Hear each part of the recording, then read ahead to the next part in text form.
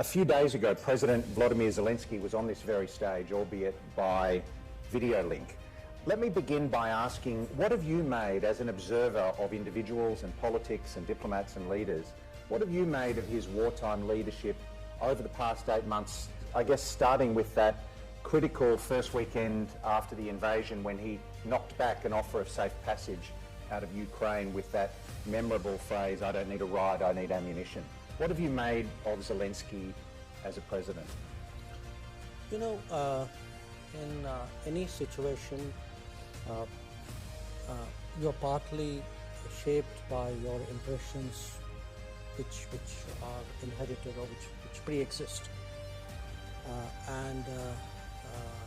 The only time I've seen him up close was actually at Glasgow on the sidelines of the COP26 when he and Prime Minister Modi had a very interesting discussion about a range of issues, including business cooperation, investments, trade. What could Ukraine do to build up its relationship with India, because it wasn't really as substantive as it could be. That was my first impression. I must also confess I've really not focused that much on the individual leaderships of different countries in that part of the world, even though I'm very familiar with that part of the world, largely because we've never had a crisis, or we've never had the stakes out there to be that intensively engaged. Having said that, I think a lot of what are the perceptions of the world have been shaped by obviously the events which have happened. For us, from an Indian perspective, our particular challenge was that we had 20,000 students in Ukraine.